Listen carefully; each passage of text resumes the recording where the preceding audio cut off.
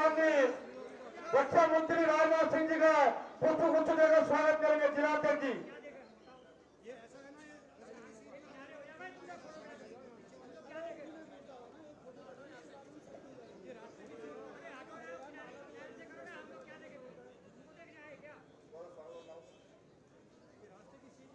बैठ जाओ सर। वह इसी क्रम को आगे बढ़ाते हुए अपने बीच में अपने लोकप्रिय सांसद अजय टंडा जी से अनुरोध करूंगा कि आप भी माननीय राजनाथ सिंह जी का पुष्पगुच्छ देकर स्वागत करेंगे।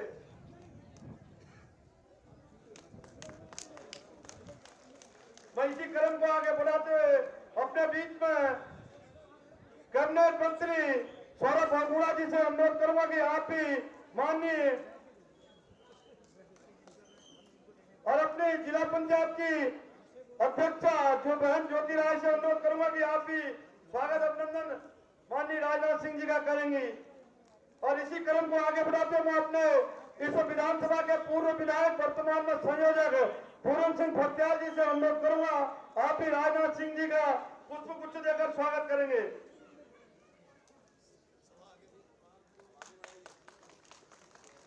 जी एक बार मैं सभी लोगों से अनुरोध करूंगी बड़ी माला लेकर माननीय मंत्री जी का स्वागत करेंगे।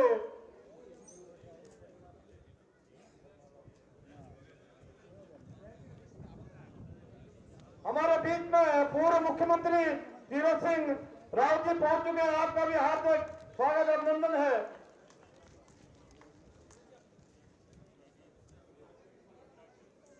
हमारे बीच में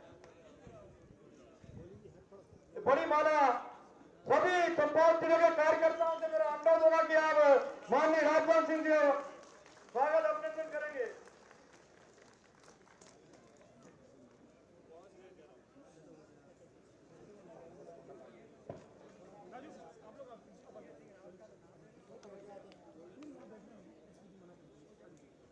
मैं इसी क्रम को आगे बढ़ाते हुए स्मृति चिन्ह के लिए अपने जिलाध्यक्ष जी से अनुरोध करूंगा कि आप स्मृति चिन्ह देकर माननीय राजनाथ जी का स्वागत करेंगे। स्मृति चिन्ह देकर अपने बीच में पूर्व मुख्यमंत्री जी विजय बहुगुणा जी भी पहुंच चुके हैं। आपका भी बहुत बहुत हार्दिक स्वागत अभिनंदन है। चंपावत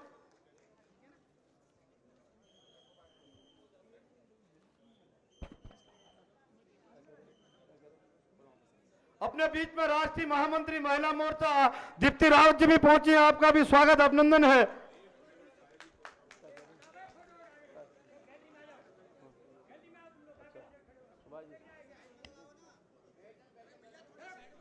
मैं अपने इस विधानसभा के पूर्व विधायक और इस कार्यक्रम के संयोजक से अनुरोध करूंगा कि सूक्ष्म में आप माननीय मुख्यमंत्री जी और रक्षा मंत्री जी का स्वागत करेंगे। धन्यवाद संचालक महोदय।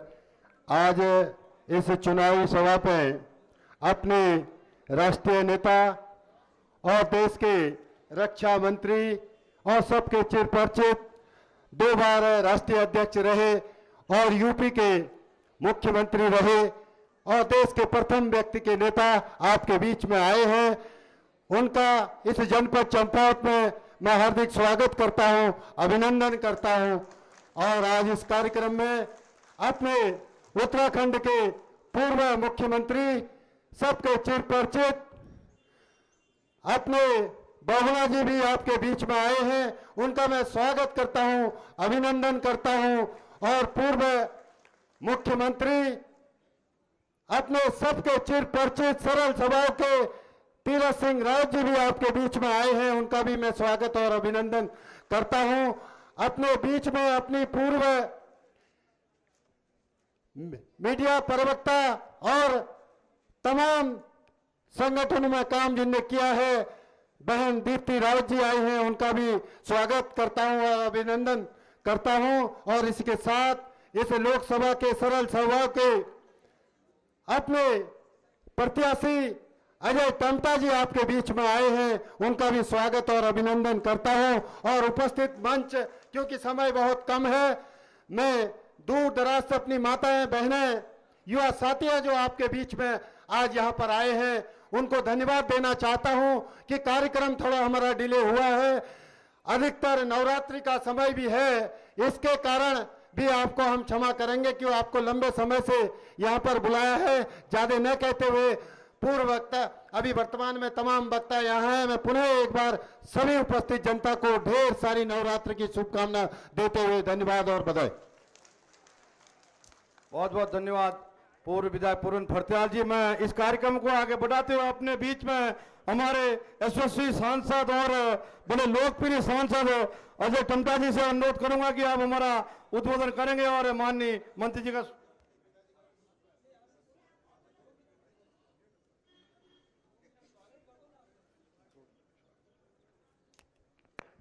आज के इस चुनावी सभा के कार्यक्रम में हम सब के बीच में लगातार जब हमारा राज्य नहीं बना था, क्योंकि मैं उस समय जिला पंचायत का अध्यक्ष रहा था 97 में, आपका मार्गदर्शन हमारे उत्तराखंड राज्य के लिए बहुत ही विशेष है।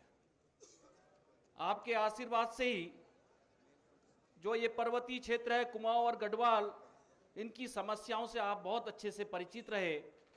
और उत्तर प्रदेश में भी जब आप प्रदेश अध्यक्ष थे, हम सबकी बातों को और मुख्यमंत्री के रूप में हमारी हर मांग को पूरा करने में आपका योगदान रहा। और मैं विशेष रूप से आपका बहुत धन्यवाद देता हूं कि जिस प्रकार से आपके आशीर्वाद से और अटल जी के आशीर्वाद से हमको ये राज्य मिला है, हम लगातार उसको विकसित करने में, उसको आगे बढ़ाने में योगदान हो रहा है। और एक बहुत महत्वपूर्ण बात आप सबके भी ध्यान में है कि मेरा ये सीमांत का ये जनपद, जिसमें ये चंपावत और पिथौरागढ़, पहले एक ही जिला होता था, 97 में 2 जिले हुए आपके ही समय में, बागेश्वर अल्मोड़ा से अलग हुआ, पिथौरागढ़ से अलग हुआ। तो उस समय हमारी लाइफ लाइन के रूप में ये टनकपुर से चंपावत और लोहाघाट और पिथौरागढ़ और वहां धारचूला तक हमारे बॉर्डर की कनेक्टिंग रोड यही थी। और मैंने आपको संसद बनने के बाद आपसे आग्रह किया, निवेदन किया कि ये रोड गिरिफ के पास है और बीआरओ के पास है, इसमें लगातार वो काम बहुत तेज गति से नहीं हो पा रहा। मगर आपने कहा कि अजय तुम क्या चाहते हो, और मैं बहुत सौभाग्यशाली हूं, आपने इसको एनएच को ट्रांसफर किया। आज हमारी ये रोड आपके आशीर्वाद से ऑल वेदर के रूप में विकसित हुई है। 4 धाम के लिए, जैसे बद्रीनाथ, केदारनाथ, गंगोत्री जी, यमुनोत्री जी के लिए, वैसे ही ये 5वें धाम के रूप में कैलाश मानसरोवर धाम, जो कि अब आदि कैलाश धाम है, वहां तक करिए हमारी ये ऑल वेदर रोड है। जो हमारे लिए, अगर हम पिथौरागढ़ से और चंपावत से चलते थे तो हमको पिथौरागढ़ से जाने में भी 10 घंटे लगते थे, आज हम 3.5 घंटे में पिथौरागढ़ से टनकपुर पहुंच जाते हैं। मैं अभी टनकपुर से पहुंचा हूं, क्योंकि मैं रानीखेत होते हुए इधर आया हूं, मेरा कॉन्स्टिट्यूंसी बहुत बड़ा है, तो सल्ट और रानीखेत करने के बाद मैं 1.5 घंटे में अभी टनकपुर से चंपावत पहुंचा हूं। इसी को पहुंचने मुझे 6-7 घंटे लगते थे। मैं इसके लिए, आपने ये जीवन दायिनी हमारी जो ये लाइफ लाइन जो डबल लेन की, इसके लिए मैं आपको बहुत बधाई देता हूं, बहुत शुभकामनाएं। आपके आशीर्वाद से हमको ये मिला है, नहीं तो हमारा विकास उस बहुत धीमी गति से होता। आज हमको लिपू लेक, जो नेपाल और भारत चाइना का बॉर्डर है, जहां से हम कैलाश मानसरोवर जाते हैं, वो वाली रोड भी हमारी डेवलपमेंट हो गई, क्योंकि आपका डिफेंस सेक्टर के कारण से एक रोड हमारी आपने और बहुत बढ़िया बना दी। वो टनकपुर से हम जौलजी भी चले जाएंगे। जो हमारे सीमांत में रहने वाले लोग हैं, उनको लोहाघाट चंपावत का जो समय है वो बच जाएगा। हम बहुत जल्दी, करीब 2.5-3 घंटे में ही अपने बॉर्डर पहुंच जाएंगे। तो ये आपके कारण से हमको मिला है। एक हमारी आपके कारण से हमको एयर कनेक्टिविटी मिली है, क्योंकि जो पिथौरागढ़ का रनवे है नैनी सैनी वाला, उसमें जब तक हमको डिफेंस हमको नहीं देता तो हमको नहीं मिलता, मगर आपने प्राइवेट सेक्टर के लिए भी उसको अलाउड किया, और उसके कारण से डीजीसीए क्लियरेंस के बाद आपने डिस्पर्सल कैटेगरी ए में उड़ान के अंतर्गत हमको मिले हैं। आज जो हमको 22 घंटा 24 घंटा देहरादून जाने में लगता था, आज हम 1 घंटे के अंदर अंदर हम दिल्ली पहुंच जाते हैं, देहरादून पहुंच जाते हैं, और उसमें भी हमको उड़ान योजना का लाभ मिल रहा है। माननीय प्रधानमंत्री जी के मार्गदर्शन से, आपके मार्गदर्शन से हमारा अल्मोड़ा मेडिकल कॉलेज प्रारंभ हो गया है, हमारा पिथौरागढ़ मेडिकल कॉलेज का पैसा आ गया है। हमने बहुत सारे विकास कार्यों को तेज गति से काम करने का काम किया है। आज हमको मानस खंड, जैसे केदारनाथ बद्रीनाथ हमारा केदार खंड है, ऐसी मानस खंड को हम डेवलप कर रहे हैं। माननीय पुष्कर धामी जी जो हमारे मुख्यमंत्री जी हैं, उनके मार्गदर्शन से, माननीय प्रधानमंत्री जी के मार्गदर्शन से, मैं तो कहूंगा कि आज हमारी आपके राष्ट्रीय अध्यक्ष होते हुए जो आपने हमको तेज गति प्रदान की, हमारी पूरी सरकार को 2014 में लाने का योगदान दिया, आज लगातार हम विकास में आगे तेज बढ़ रहे हैं। मैं आज के कार्यक्रम में, चूंकि आपको आगे भी जाना है, आपका आशीर्वाद हमें मिलता ही रहा है और पूरा मुझे भरोसा है कि आपने अभी मेरे एसएसबी का आपने पैसा मुझे दिया है हमको नीचे बॉर्डर वाली बेल्ट में, और वो पैसा आपने मेरे से बोला भी था जब अजय आप आना ले जाना, तो मैं आपका बहुत धन्यवाद करता हूं। आपके आशीर्वाद से हम सबके बीच में हमारे राजनाथ सिंह जी आए हैं, हमारे मार्गदर्शक हैं, हमारे पार्टी के पुरोधा हैं। आज हमको पूरे भारत को पूरे विश्व के अंदर ले जाने में आपका विशेष योगदान है, इसके लिए मैं बहुत धन्यवाद देता हूं। बोलिए भारत माता की, बोलिए भारत माता की। धन्यवाद माननीय सांसद जी। भारत माता की। माननीय राजनाथ सिंह जी जिंदाबाद। माननीय राजनाथ सिंह जी हमारे बीच में अभी इससे पूर्व में आप राष्ट्रीय अध्यक्ष 2 बार हमारे देश के रहे हैं और पूर्व में गृह मंत्री भी आप रहे हैं और उत्तर प्रदेश के मुख्यमंत्री भी आप रहे हैं। ऐसे व्यक्ति को हमें सुनने को मिल रहा है, हम सब अभी जिनका इंतजार कर रहे हैं। मैं आपसे अनुरोध करूंगा कि आप हम सबको अपना मार्गदर्शन देंगे और चुनाव की बेला में मैं आपका बहुत बहुत स्वागत करता हूं। धन्यवाद।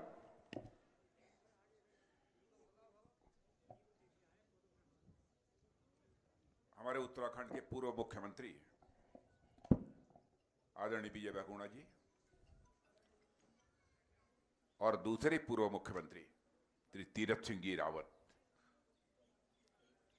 जो गढ़वाल के सांसद भी रहे हैं, भाजपा जिलाध्यक्ष श्री निर्मल महरा, कैबिनेट मंत्री श्री सौरभ बहुगुणा, श्रीमती दीप्ति रावत, राष्ट्रीय महामंत्री महिला मोर्चा श्री दीपक मेहरा, श्री पूरन सिंह फरत्याल, श्रीमती ज्योति राय, श्री मुकेश कलखुड़िया, श्री रामदत्त जोशी, श्रीमती हेमा जोशी, श्री वीरेंद्र वल्दिया, श्री सतीश चंद पांडे और इस सभा में उपस्थित मेरे सभी सम्मानित बहनों एवं भाइयों। इस स्थान पर पहली बार आया हूं कि इसके पहले आ चुका हूं? टमटा जी आए हैं, कई बार आए हैं। कब शिक्षा मंत्री थे? अरे बहुत पहले की बात है ना। जब भी हम आए हों आप लोगों ने याद रखा है, इसके लिए मैं आप सबके प्रति आभार व्यक्त करता हूं, आप सभी का अभिनंदन करता हूं। बहनों भाइयों, आया तो अजय टमटा जी के लिए और अजय टमटा जी ने बतला दिया कि मैंने क्या कर दिया, ये कर दिया, वो कर दिया, ये तोप चला दी, वो तोप चला दी, सब काम कर दिया। अब जब काम हो ही गया तो बोलने की जरूरत क्या है? और ये हुजूम देखकर मुझे लगता है कि आप लोगों ने मन बना लिया है कि इस बार अजय टमटा जी को भारी मतों से विजय दिलाकर हमको दिल्ली की संसद में भेजें। वैसे अजय टमटा जी बहुत ही सरल स्वभाव के हैं। संसद में बोलते हुए भी इन्हें मैंने सुना है, और संसद में जब ये बोलते हैं तो बहुत ही सहजता के साथ, बहुत ही सरलता के साथ।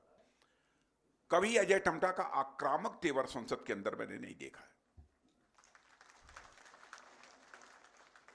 और मुझे लगता है कि उत्तराखंड का एक नागरिक होने के नाते उन्हें यह विरासत में उत्तराखंड से मिला है।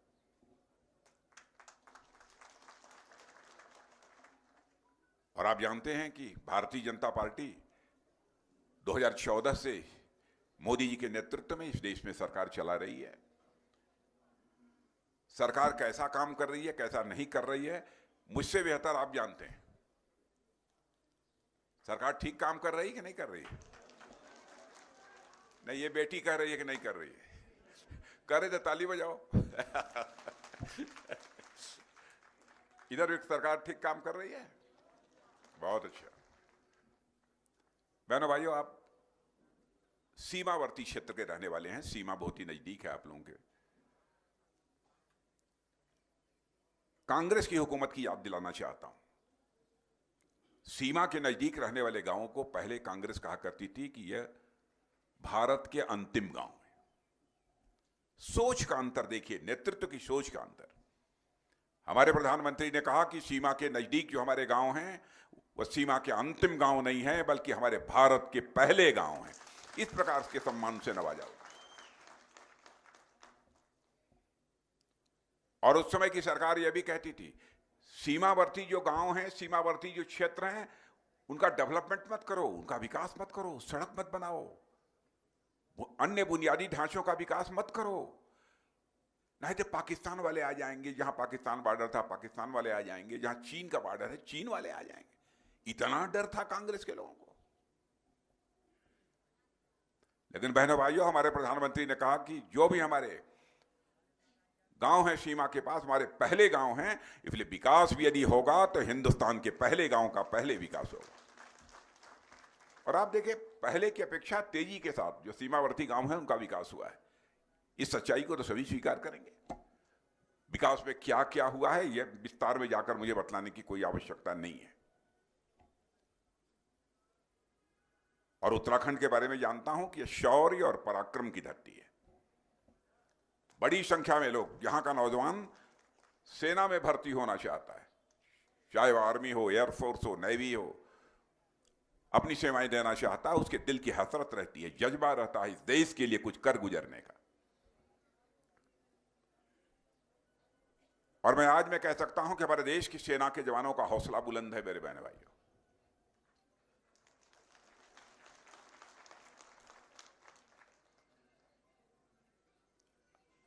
अब ऐसा नहीं है कि कोई आंख दिखाकर निकल जाए। वैसे भारत तो अपने सारे पड़ोसियों के साथ अच्छे रिश्ते बनाकर रखना चाहता है, क्या पूरे विश्व के साथ ही अपने अच्छे रिश्ते बनाकर रखना चाहता है।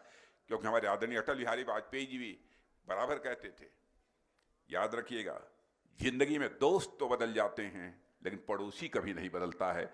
इसलिए बराबर पड़ोसियों के साथ अच्छे रिश्ते बनाकर रखिए। और मैं आप लोगों से भी कहूंगा, आप लोग भी अपने पड़ोसियों से अच्छे रिश्ते रहा करिए, अच्छे रिश्ते रखने चाहिए। लेकिन मान लीजिए कभी किसी ने गड़बड़ किया, कुछ टुन टान की, तो उसका जवाब देने की क्षमता भी हमारे भारत के सेना के जवानों में। लेकिन हम ऐसा चाहते नहीं, हम तो अच्छे रिश्ते बनाकर रखना चाहते हैं। अब देखिए, छोटी सी बात, हमारे सेना के जवान 40-50 वर्षों से मांग करते थे, 50 वर्षों से मांग करते चले आ रहे थे, हमको 1 रैंक 1 पेंशन दे दीजिए। क्या था कांग्रेस की सरकार को, नहीं दिया। और कहते थे, बीच में यह करना शुरू कर दिया था, 500 करोड़ रुपए का प्रोविजन कर देते थे बजट में, और कह देते थे आपको 1 रैंक 1 पेंशन मिलेगा। माने सेना में जो भर्ती रहे हमारे पूर्व सैनिकों को भी लॉलीपॉप दे रही थी यह कांग्रेस। लेकिन बहनों भाइयों, 2014 में सरकार बनने के बाद हमारे प्रधानमंत्री का फैसला था, और उन्होंने घोषणा कर दी उसके पहले ही हरियाणा की एक सभा में, मैं यदि प्रधानमंत्री बनूंगा, हमारी सरकार बनेगी, तो चुटकी बजाकर मैं 1 रैंक 1 पेंशन को लागू कर दूंगा। लागू कर दिया। लगभग 1 लाख करोड़ के आसपास जो कुछ भी दिया जा सकता है हमने देने की कोशिश की है। वैसे सेना के जवानों के शौर्य और पराक्रम को धन दौलत के आधार पर नहीं आंका जा सकता, इस आधार पर मूल्यांकन नहीं किया जा सकता। जितना भी करिए कम है। देश तो इस समय आगे बढ़ रहा है, पता नहीं आप लोगों को जानकारी है कि नहीं, बड़े जागरूक लोग हैं उत्तराखंड के, जानकारी जरूर होगी। 2014 में जब हम लोगों की सरकार बनी थी, तो धन दौलत के मामले में, अर्थव्यवस्था के आकार के मामले में, धन दौलत के आकार के मामले में हमारा भारत दुनिया में 11वें स्थान पर था। दुनिया के 10 देश हमसे आगे थे।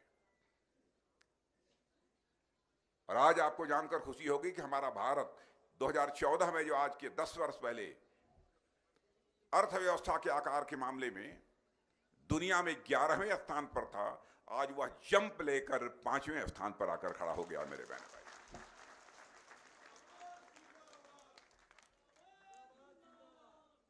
और मैं नहीं कह रहा हूं, विश्व की फाइनेंशियल फर्म्स, जो वित्तीय संस्थाएं हैं, अर्थशास्त्री कह रहे हैं, भारत जितनी तेजी के साथ आगे बढ़ रहा है, वह दावा कर रहे हैं कि 2026 समाप्त होते होते ही भारत अर्थव्यवस्था के मामले में, धन दौलत के मामले में दुनिया की टॉप 3 कंट्रीज में आकर खड़ा हो जाए।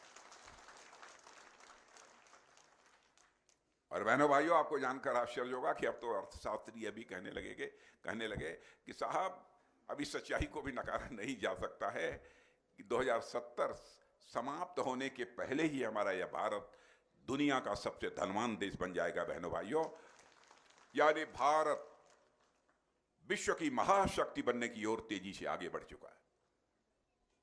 विश्व की महाशक्ति बनने की ओर भारत तेजी से आगे बढ़ चुका है।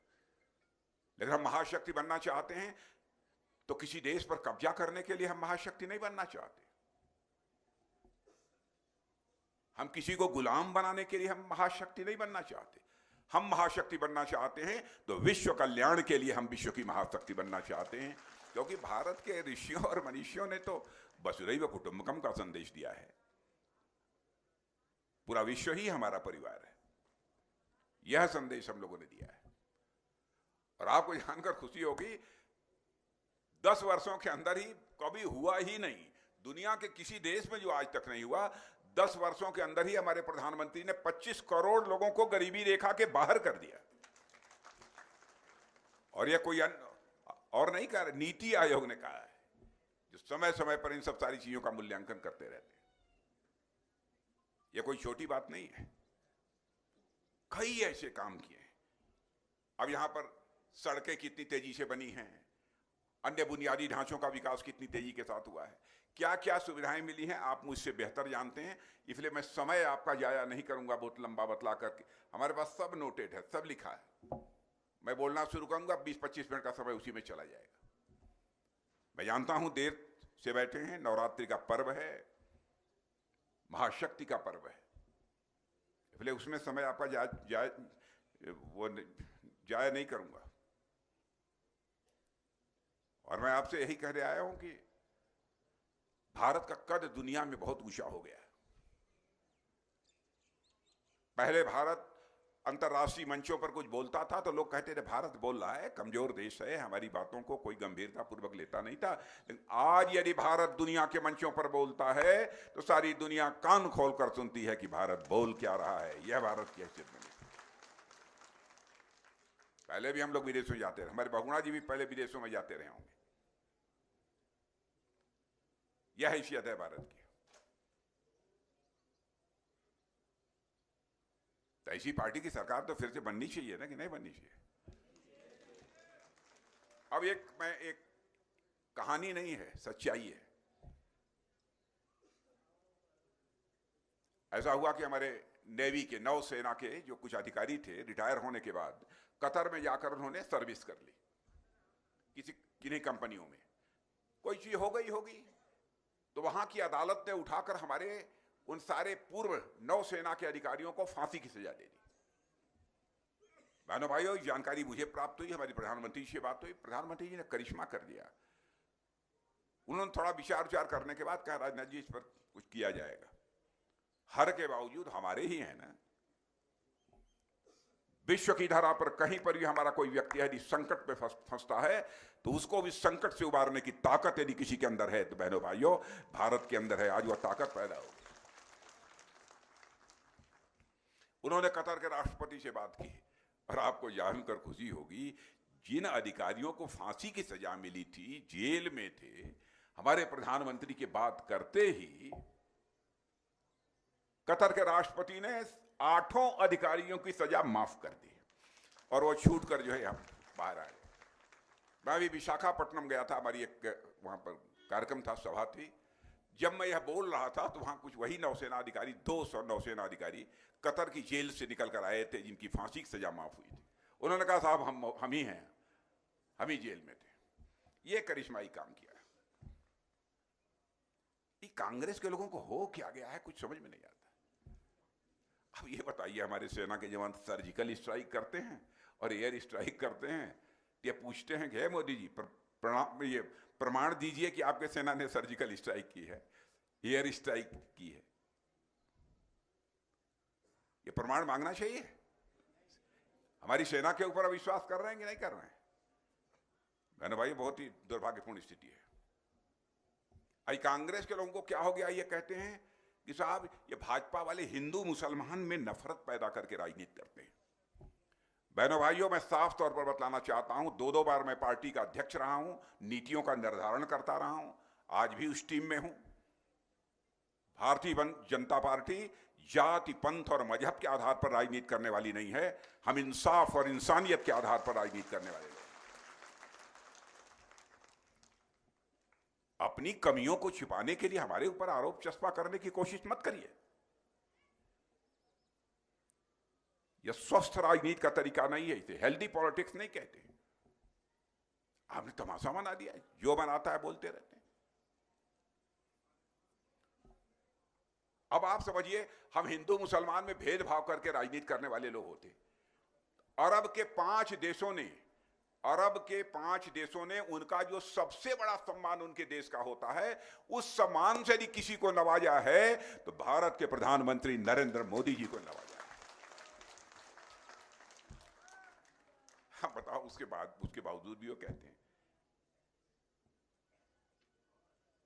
या कभी कांग्रेस के लोग मिले या समझाया करो आप लोग तो कुछ नहीं, या जल्दी सब मानने को तैयार ना हो तो उनको बैठाइए, पानी उनी पिलाइए, खिलाइए पिलाइए, समझाइए। बताया है, कहिए कि अब हो गया, बहुत दिन हो गए। अब ये आप समझिए, रक्षा मामलों में घोटाला होता था। बहनों भाइयों, ये बतलाइए कि 10 वर्षों में रक्षा मामलों में कोई घोटाला हुआ है? नहीं हुआ है। इनके मंत्रियों को जेल की हवा खानी पड़ी थी, मालूम है कि नहीं? कांग्रेस के। हमारे यहां कोई जेल गया? किसी मंत्री पर आरोप लगा? अजय टमटा पर किसी मां के लाल ने कोई आरोप लगाने की हिम्मत कर पाई? यह है हमारा चरित्र। और मैं बतलाना चाहता हूं, भ्रष्टाचार या भाषण देकर समाप्त नहीं होगा। सिस्टम में बदलाव लाना पड़ेगा, व्यवस्था में बदलाव लाना पड़ेगा। अब आप देखते हैं, जनधन, आधार और मोबाइल की ऐसी त्रिमूर्ति हमारे प्रधानमंत्री ने बना दी कि दिल्ली के बैंक से 100 पैसा चलता है तो 100 का 100 पैसा आपके खाते में पहुंचता है। 1 पैसा भी भ्रष्टाचार की भेंट नहीं चढ़ने पाता। और राजीव गांधी जी जो थे, अब बेचारे भले आदमी थे, लेकिन वो यही कहे कि क्या करें, हम 100 पैसा बैंक से भेजते हैं दिल्ली से, लेकिन 86 पैसा बीच में ही लोग खा जाते हैं, 14 पैसा लोगों के पास पहुंच पाता है। तो इस चुनौती को हमारे प्रधानमंत्री ने स्वीकार किया। उन्होंने कहा, यह कैसे होगा? मैं देश का प्रधानमंत्री हूं, दिल्ली के बैंक से 100 पैसा निकलेगा तो 100 का 100 पैसा लाभार्थी के जेब में पहुंचेगा। करके दिखा दिया। माताओं बहनें, अब शायद ही कोई अब परिवार नहीं होगा जिसमें कि गैस कनेक्शन ना हो। मैं सही कर रहा हूं, गलत कर रहा हूं, ताली मत बजाइएगा। सही है। अब 5 लाख रुपए का मुफ्त इलाज। अब देखिएगा आगे क्या होता है। गरीबों का 5 लाख रुपए तक का मुफ्त इलाज आयुष्मान भारत योजना के अंतर्गत। घर घर में शौचालय बनना चाहिए, यह इस प्रधानमंत्री ने चिंता की। अब ये बहनें बैठी हैं, उनको कहना चाहिए चिंता मत करो। यही लोग नहीं, अब आपका भी भारत की संसद और विधानमंडलों में 33% का रिजर्वेशन हो गया है। आपको भी टिकट देना पड़ेगा। आपको भी टिकट देना ही पड़ेगा। अभी जो तैयारी करिए जरा।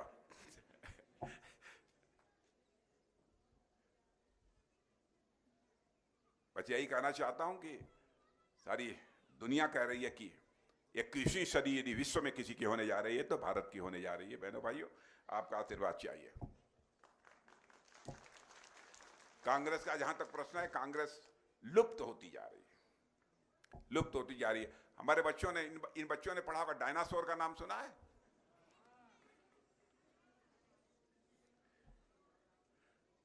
डायनासोर का नाम सुना है? कितने लोगों ने सुना है? डायनासोर देखा है? नहीं देखा है। जैसे इस धरती से डायनासोर लुप्त हो गया है, वैसे ही कांग्रेस अब लुप्त होती जा रही है।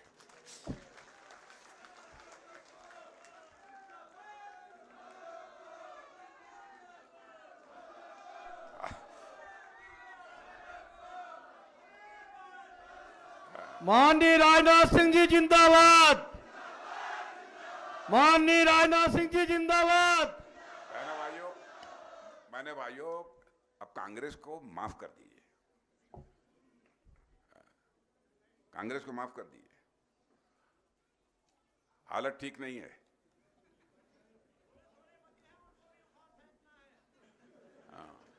नहीं, हरीश रावत जी ने भी जब कह दिया, कांग्रेस के नेता ने, मैं बहुत सम्मान करता हूं उनका। उन्होंने कह दिया कांग्रेस अब सुस्त पड़ गई है, पस्त पड़ गई है। उन्होंने खुद भी कहा।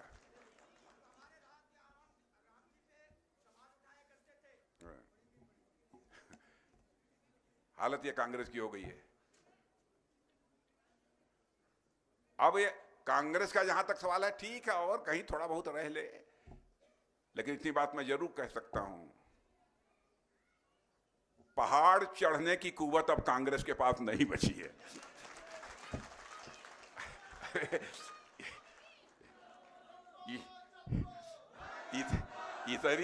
इतनी ऊंचाई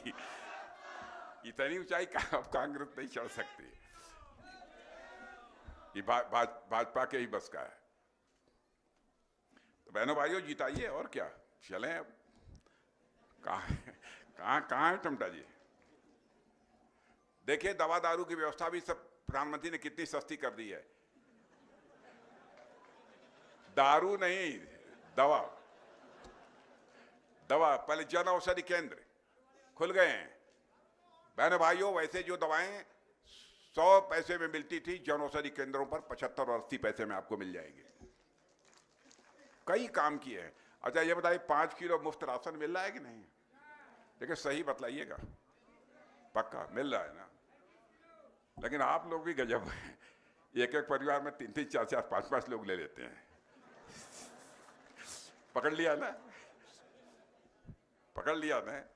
और इतना नहीं कर, खाते भी हैं, बच जाता है तो बेच भी देते हैं। कहे मोदी जी आपने दिया था, आप ले जाइए। बताइए कहां ऐसी सरकार मिलेगी? तो बहनों भाइयों, बस जिता दीजिए, यही अपील करने आया हूं। फिर कभी आगे मिलेंगे। आप सबको बहुत बहुत धन्यवाद। माननीय राजनाथ सिंह जी ने हम सबका मार्गदर्शन किया और हम सबको उद्बोधन किया। मैं बहुत बहुत धन्यवाद। एक स्मृति चिन्ह हम देना चाहेंगे। स्मृति चिन्ह एक संभाग की ओर से स्मृति चिन्ह हम